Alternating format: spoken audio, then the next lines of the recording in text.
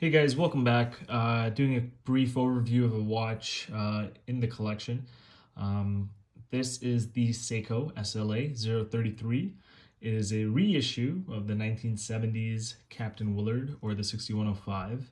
And this is my second one, and I'll just go over it briefly, specs-wise, and kind of my thoughts on it, and kind of give you some shots of what it looks like. So before we do that, quick wrist check. I've got my Seiko Darth Tuna on a Nick Mankey strap, super comfortable. I'll go into more detail about this watch in the future, but that's kind of what I've got going on. So, on to the SLA 33. It is 45 millimeters case diameter, so that's the outer case. Thickness is the thinnest currently for any 8L35 equipped watch at 13.2 millimeters. At least that's what my calipers say. We've got a lug width of 19 millimeters. And note that because it is a unique size. The movement is the Seiko 8L35. It's got a 50-hour power reserve. Very cool movement, and it's one of the best in normal Seikos that you can get. Very accurate, providing you get a good example. We've got a crystal sapphire.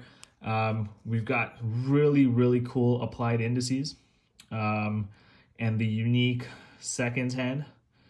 You've got a very cool outlined window with the gray date wheel.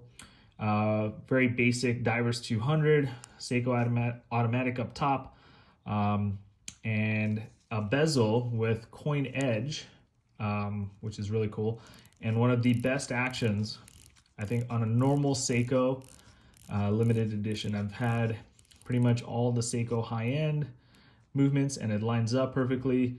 All the high-end Seikos, including the spring drives, out of that, I think this is one is up there in terms of the movement. It feels good, it sounds good, and guess what? It aligns, right? Really cool. And you can tell on the back, this is, sorry for not being cleaner. It's super polished. It's got Zaratsu polishing all over the place. So if you wear it and you kind of wash your hands, it gets dirty. So this was a limited edition run of 2,500 around the world. And what's cool about it, and maybe what's kind of, I'll go over what I think is awesome. So I love the applied indices. I love the hands and the unique character it gives this watch. It's a looker. If you get it at the right angle, it just blings back at you, which is awesome for a Seiko.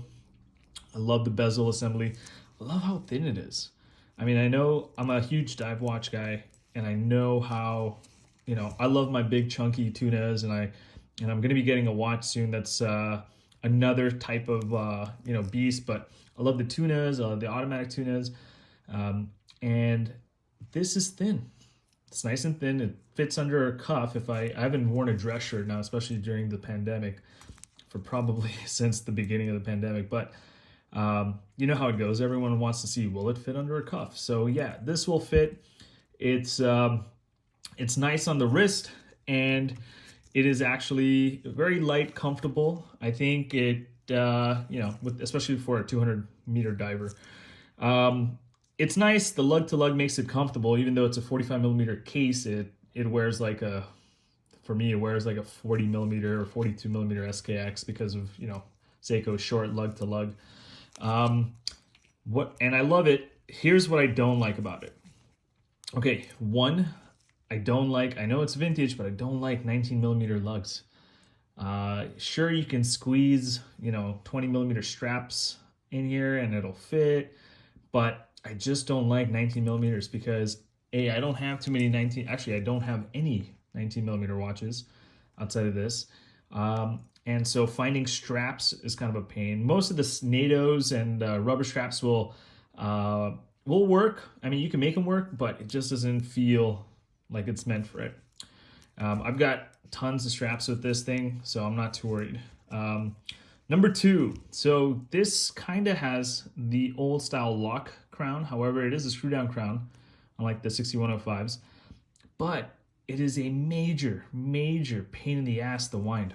I mean, I've got big fingers, and this thing is so well hidden that if I pop this out, trying to wind it. I mean, take a look at how much of it is exposed. You've got maybe, 20 degrees here, 25 degrees, and then the top, and then it's scooped. Sure, it's scooped on the bottom, as you can tell, but you gotta have, I mean, look at my thumb doesn't even get in there, right? So this is something to note, because even when it pops out, I'm not gonna even attempt it with the rubber gloves on. Even when this thing pops out, it doesn't pop out too far outside of the shell of the case. So if you wear this every day, great, you're gonna be fine. But if you wear this once a week or on special occasions, or you're wearing it in a rotation with other watches, and you got to set this every time and give it a good wind before you start off, oh man, are you going to be painfully aware that this is the tiniest crown they could have put on this watch. And not only that, I mean, it's not that tiny, but they made it horribly inaccessible, which I guess is one of those 1970 design cues they were following on it. So this is such a pain, especially if you don't wear it. So this would probably be a watch if you wanted to keep it probably on a winder. If not, you'd have to be okay with winding it daily with by pulling it out or whenever you wear it. Other than that, I think it's a cool watch. I'm still debating keeping it because I think I've had this. This is my second one, and I had one last summer too. And they're good, and then when you get them the second time, you realize, yeah, that's right, this is why I got rid of it the first time. And kind of some of these small few issues come up, and for me, it's like, okay, it's cool, but man, some of these things just make it so detrimental that I kind of don't enjoy the watch anymore. So, first world problems, I get it, but I mean, if you're spending this kind of money on a watch, you want everything to be perfect. So there it is. And what I'm going to do is I'm going to quickly put this on my wrist and do a wrist check with it. I've got a 7.25 inch, 7.3 depending on the day, but here it is. And obviously it looks huge on my wrist because we're super close, but it is thin and it hugs the wrist really well. So very cool watch. Again, I think this is just going to be, as I'm making this video, I realize this watch's time in my collection is probably going to be limited, but maybe it'll go to someone who's going to be more happy with it. So that being said, here you go. Here's your brief overview of an SLA033. Thank you. By the way, guys, I love doing these videos, so please subscribe, smash the like button, and click on the bell for the notifications for when I make the next video. Appreciate y'all. Thanks.